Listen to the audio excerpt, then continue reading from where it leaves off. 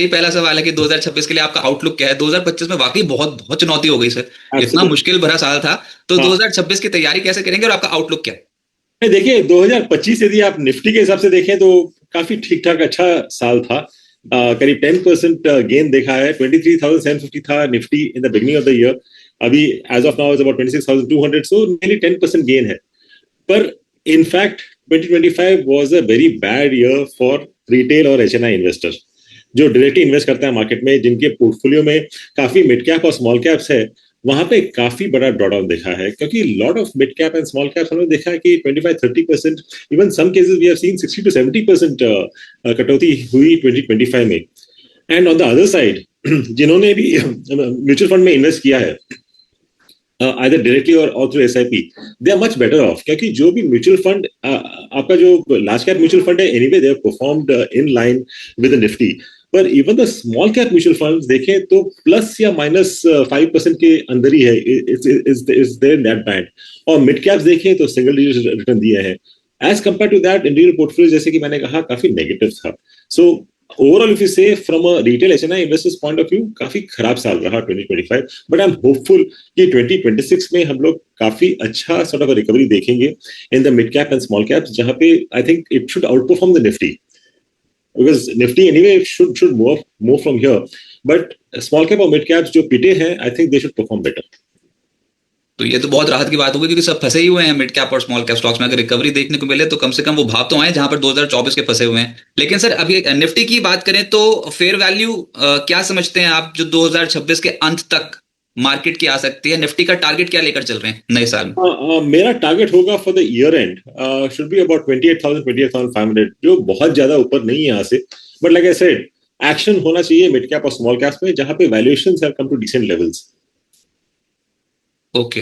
तो ये mid cap और स्मॉल कैप की अगर थीम अगर बाजार में पकड़ी, तो सर अभी तो ऐसा लग रहा है कि डीआईएस का जो खरीदारी का मूड है वो और स्ट्रांग है। डीआईएस लगातार इंडियन मार्केट को खरीदते जा रहे हैं। वो बात ये मैंने एक इंटरव्यू में पहले भी यही बात पूछी थी कि डीआईएस की खरीदारी के बावजूद मिड कैप और स्मॉल कैप्स नहीं चल रहे।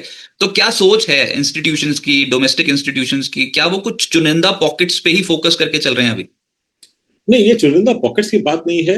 पर जब डीआईआईज इन्वेस्ट करते हैं, और देखिए अभी उनका जो पोर्टफोलियो है, हर एक म्यूचुअल फंड का पोर्टफोलियो काफी बड़ा हो चुका है। Because I mean every month हम लोग देख रहे हैं कि रिकॉर्ड इनफ्लोज हो रहे हैं एसआईपी के।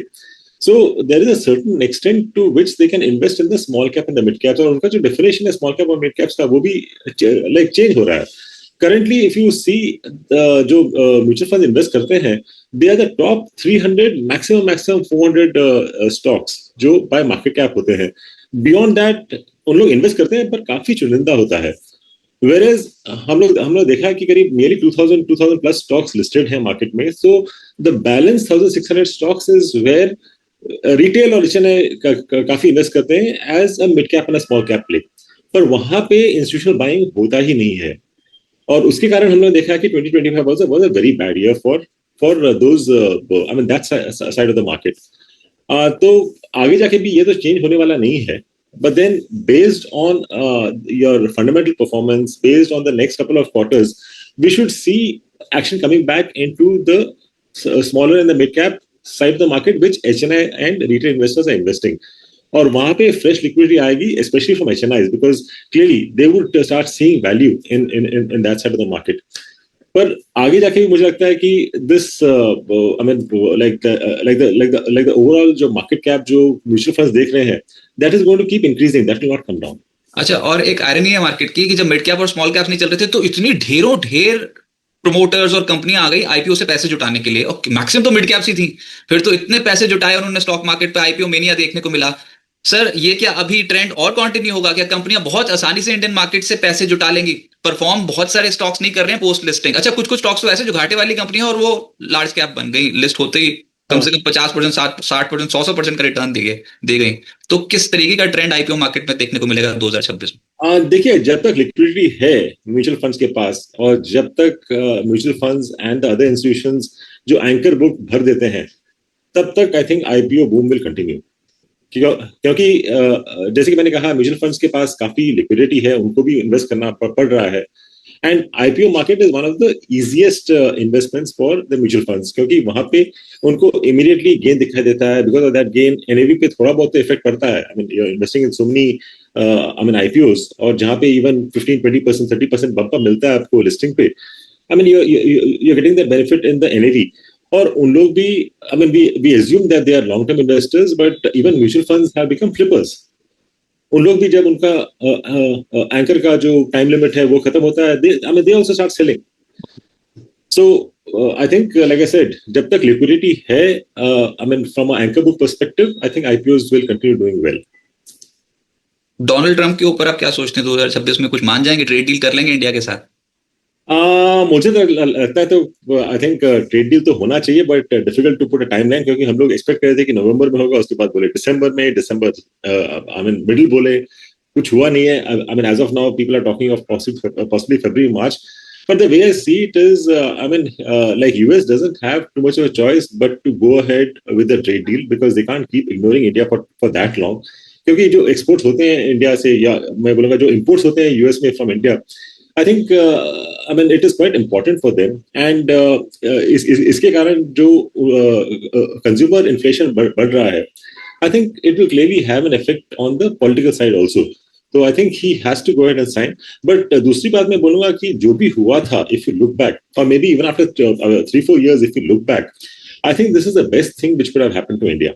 क्योंकि हम लोग पहले, I mean we were in a comfort zone, खुश थे कि यूएस के साथ ट्रेड हो रहा है, it is going on smoothly, and we were not really being pushed to look at other geographies. पर अभी because of this trade sanctions, अभी हम लोग देख रहे हैं कितने अपने लाइक ट्रेड ट्रीटीज हो रहे हैं।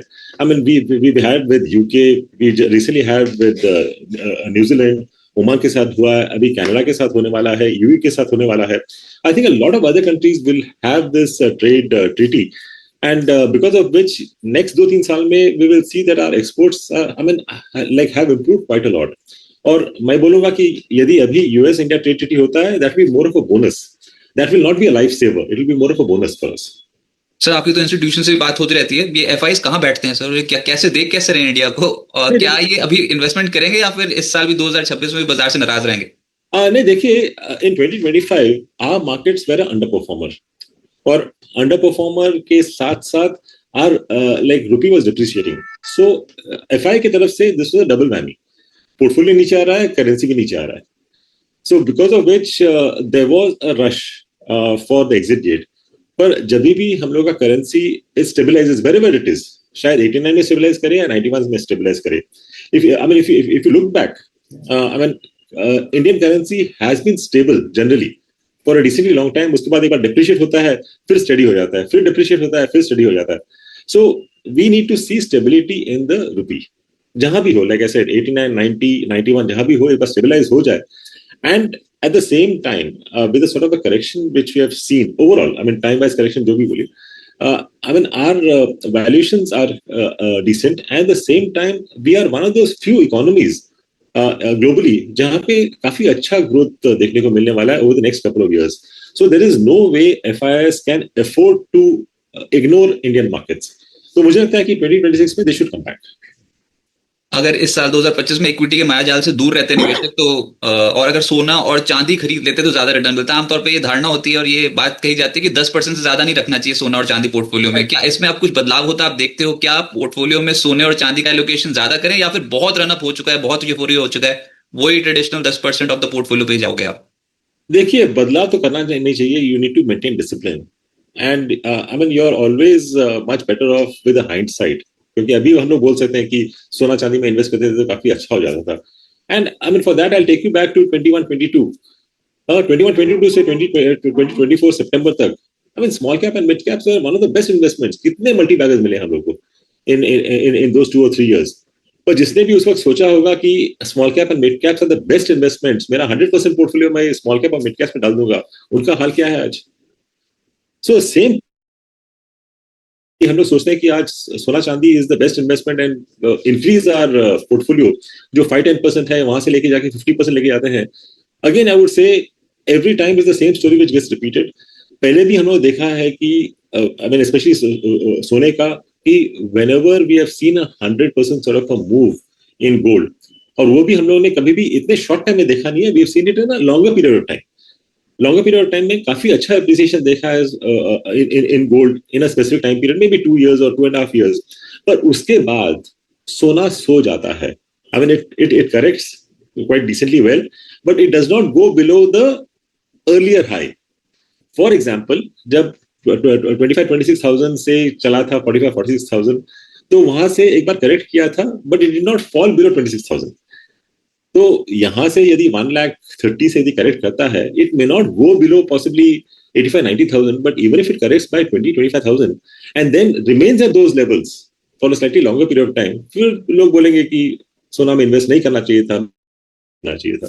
पर सडनली सडनली चांदी की बोलते हैं इंडस्ट्रियल डिमांड बहुत ज्यादा हो गई, इतने सालों से नहीं हुई थी, अचानक ही 2025 में इंडस्ट्रियल डिमांड इतनी शूट अप हो गई कि चांदी 2 लाख के पार चली गई घरेलू बाजार में. देखिए, मैं तो बोलूंगा this is more of sentiment, क्योंकि चांदी का जो डिमांड था, it was there for industrial requirement since ages. अभी शोली बढ़ गया है because of EVs and because of data centers and other requirements have been there. Aerospace में भी काफी रिक्वायरमेंट होता है, बट देन उतना भी बड़ा नहीं है कि something should become multibagger. So this is, I mean, I would say this is more of a technical, जो गेम चल रहा है अभी both सोना और चांदी में, it is more of technical than anything else.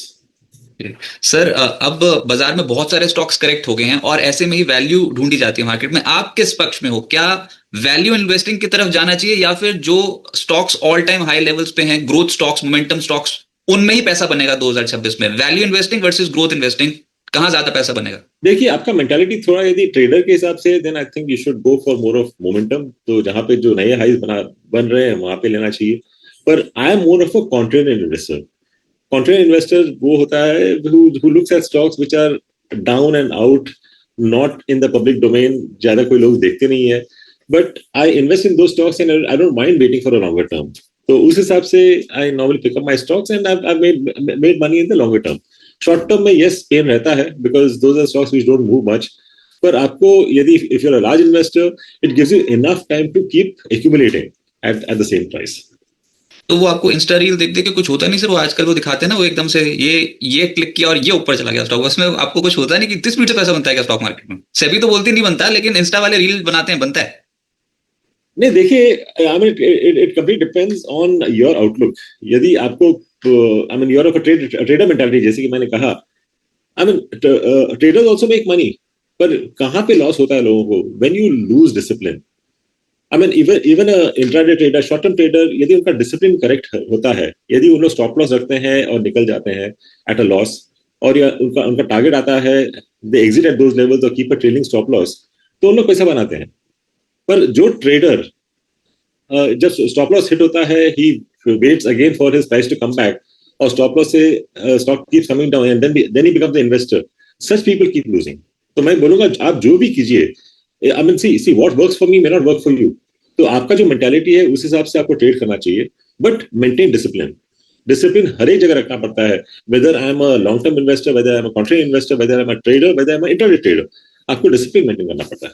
आजकल तो वैसे कोर्सेज बेचकर ज्यादा पैसे बन रहे हैं. सेबी भी यही बोलती है कि अभी देखिए, ये तो क्लियर है, यदि कोर्स बेचने वाले उतना अच्छा यदि मार्केट में कमा लेते तो वो कोर्स कभी बेचते नहीं थे. नहीं, और जिनको सिखाते हैं उसमें 50% लॉस करते हैं, 50% प्रॉफिट. तो प्रॉफिट वालों को दिखा दो, लॉस वालों को कौन दिखाए? Absolutely, like it's always like a flip of coin.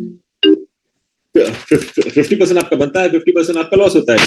यदि आपको कुछ मार्केट के बारे में पता नहीं है और आप कॉइन लेके आप ट्रेड करते हो, तो भी 50-50 होता है. सर, अब बात करते हैं 2026 की और तैयारी करते हैं कि स्टॉक मार्केट पे कहां पर पैसा बन सकता है. सब ये जानना चाहते हैं कि अमरीश जी के ओवरवेट सेक्टर्स कौन से हैं फॉर 2026. देखिए, टिपिकली कोई एक्सपेक्ट करेगा कि I talk about defence, railways, पर like I said, I am looking at more of contrarian.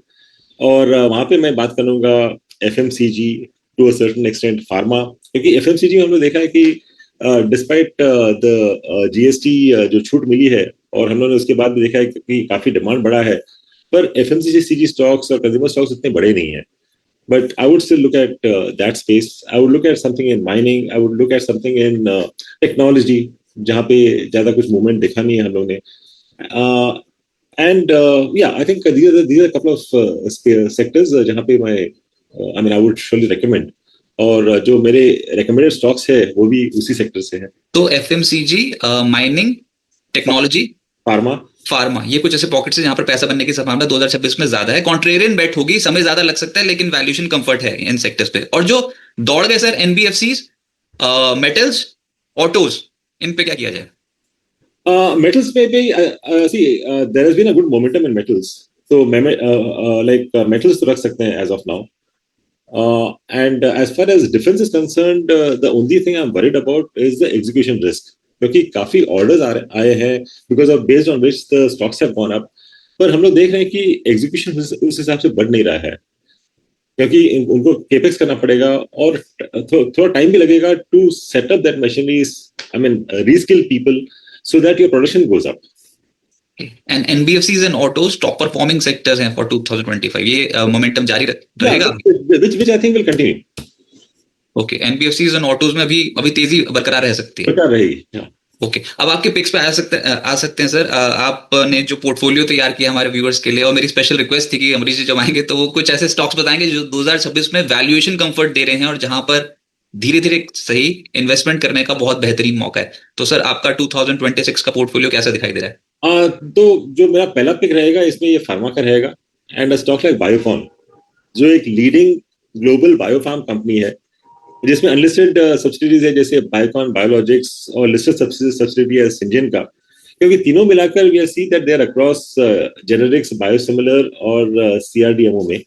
और अभी थोड़ा बहुत वैल्यू मैक्सिमाइजेशन होगा बायोकॉन शेयर होल्डर्स के लिए, क्योंकि बायोकॉन बायोलॉजिक्स जो इनका एक सब्सिडरी है बट होल्ली ओन्ड नहीं है, they are buying out the other shareholders and it will become a fully 100% owned subsidiary of Biocon. तो इससे like I said value maximization होगा बायोकॉन शेयरहोल्डर्स के लिए। और यदि मैं सम ऑफ पार्ट्स करता हूँ करीब ये 500 के ऊपर जाता है, but from a target perspective मैं बोलूंगा we should see levels of about 480 to 500 over the next 10 to 12 months. दूसरा जो मेरा है that is from the technology side, Route Mobile करके कंपनी है जो बिल्ड करता है कम्युनिकेशन प्लेटफॉर्म्स, जो बिजनेस को हेल्प करती है for customer communication on large scale. तो इनका जो कोर ऑफरिंग है that is omni channel communication platform as a service, जो सपोर्ट करता है applications on person messaging, email, rich communication services, fully integrated with जो अपने व्हाट्सएप होते हैं, टेलीग्राम होते हैं, उनके साथ फुली इंटीग्रेटेड है। तो यहाँ पे हम लोग देख रहे हैं कि आई mean like this company also has global operations, basically 20 locations plus है, 20 प्लस डेटा सेंटर्स हैं इनके, Asia, middle east, Africa, Europe और अमेरिका में है, डाइवर्सिफाइड कस्टमर बेस है। और इनके जो न्यू जनरेशन प्रोडक्ट्स हैं इससे इनका रेवेन्यू काफी बढ़ रहा है, मार्जिन्स भी इंप्रूव हो रहा है, and cash generation anyway has been a strength for this company.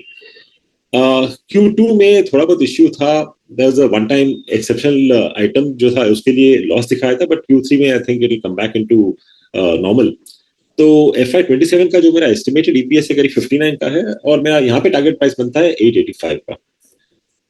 तीसरा जो है that is again small cap to mid cap, you can say Nava limited, एक डाइवर्सिफाइड कंपनी है which is into metal, power, और अभी डाइवर्सिफाई किया है mining और एग्रीकल्चर में। मेटल्स में बेसिकली फेरो एलॉयज है, सिलिकॉन मैग्नीज और फेरो सिलिकॉन, दोनों डोमेस्टिक और एक्सपोर्ट मार्केट में है। पावर प्लांट्स है इनके उड़ीसा में और जाम्बिया में, इंटीग्रेटेड लार्ज पावर प्लांट है with coal operations. Strong cash generation है, और नेक्स्ट फ्यू क्वार्टर्स में हम लोग देखेंगे कि क्यू ऑन क्यू ग्रोथ देखने को मिलेगा। और यहाँ भी मेरा जो FY27 का एक्सपेक्टेड ईपीएस है करीब 39 का है, टारगेट प्राइस है 702। थर्ड जो पिक है, फोर्थ पिक है मेरा, वो होगा Varun beverages. Again in the consumption space stock has underperform quite badly. One of the largest franchisee है पेप्सिको का ग्लोबली आउटसाइड यूएस, और इंडिया फुटप्रिंट है there across 26 states, 6 union territories, और 90% ऑफ पेप्सिको का इंडिया का वॉल्यूम आता है Varun beverages से। और अभी वो लोग एक्सपेंड कर रहे हैं साउथ अफ्रीका में, बेवको लिया था अबाउट 2 years बैक, रिसेंटली और एक एक्विजिशन किया है, काफी बड़ा ब्रांड है वहाँ का, where the footprint is extremely good. और सेकेंडली साउथ अफ्रीका में they have also got into alcohol beverages, तो पार्टनरशिप किया है कार्लसबर्ग के साथ, and I think this partnership will also expand to other regions. तो मुझे लगता है कि this is extremely good by looking at this level of growth जो हम लोग नेक्स्ट 3 साल में देखेंगे, करीब 20% कैगर ग्रोथ दिखना पड़ेगा, देखेंगे। पैट का कैगर शायद होगा 25% के आसपास, दैट्स माय एस्टिमेट्स। और जो ईपीएस एक्सपेक्टेड है फॉर कैलेंडर ईयर 26, क्योंकि इन लोग कैलेंडर ईयर फॉलो करते हैं, तो करीब 12 रुपीज का होगा, और माय टारगेट प्राइस इज 612। दूसरा जो मेरा पिक है, it is Castrol India. Again quite ignored stock, extremely good brand. जो भी गाड़ी यूज करता है, 2 व्हीलर 4 व्हीलर यूज करता है, I mean they have heard of Castrol, but ignored stock from that perspective. करीब इनका जो लाइक वॉल्यूम है, करीब 20% मार्केट शेयर है इनका। 3 मैन्युफैक्चरिंग प्लांट्स है, नियरली 1,60,000 रिटेल आउटलेट्स में रीच है इनका। और अभी फोकस है इनका, आई मीन टियर 3 एंड tier 4 and rural areas. Extremely good free cash flow generation होता है इनका, क्योंकि जो कैपिटल रिक्वायरमेंट है काफी मिनिमल है, and they can expand capacity at a very low capex. तो इन लोग भी कैलेंडर ईयर फॉलो करते हैं। कैलेंडर 26 का जो मेरा एक्सपेक्टेड ईपीएस करीब 11 का है, और यहाँ से टारगेट प्राइस बनता है 265 का। और जो लास्ट पिक होगा मेरा, that is Concor container corporation, जो मार्केट लीडर है कंटेनर टर्मिनल ऑपरेटर बिजनेस में, 55% मार्केट शेयर। ऑपरेट करते हैं करीब 66 टर्मिनल्स, 17,500 वैगन्स है, 54,000 कंटेनर्स है, और ये कैपेसिटी इंक्रीज होने वाला है by to about 70,000 containers and 100 terminals by 2028। और जो डेडिकेटेड फ्रेट कॉरिडोर बन रहा है, that's a very big trigger for them, और ये फुली ऑपरेशन होगा at JNPT, which again is a important sort of location for Concor. तो जेएनपीटी का जो पार्ट है, that I think will get operational by March 2026, जो काफी बड़ा ट्रिगर रहेगा कॉनकॉर के लिए। यहाँ भी जो मेरा एक्सपेक्टेड ईपीएस है फॉर FY 27 23 का है, और टारगेट है अबाउट 690 का। तो 6 पिक्स अमरीश सर ने बताई, बायोकॉन, रूट मोबाइल, नवा limited, Varun beverages, Castrol India और कॉनकॉर। और आपको ये पिक्स देख के पता लग गया होगा कि बिल्कुल कॉन्ट्रा इन्वेस्टिंग स्टाइल है, किसी के रेडार पर नहीं है ऐसे स्टॉक्स, रूट मोबाइल और कैस्ट्रॉल और कॉनकॉर जैसे स्टॉक, लेकिन अमरीश जी को पसंद है और यहाँ पर वैल्यू उन्होंने उनको लगता है कि है, और over a period of time पैसा बन सकता है। लेकिन सर कोई डिस्क्लेमर इन स्टॉक्स पे जो भी आपने सूची दी? डिस्क्लेमर है, you can assume that this is there in my portfolio also, मेरे जो सब्सक्राइबर्स है, मेरे क्लाइंट्स हैं, उनके पोर्टफोलियो में भी रह सकता है। Right sir. Sir last question, सबसे बिगेस्ट रिस्क क्या देखते हो आप 2026 के लिए इक्विटी मार्केट्स के लिए?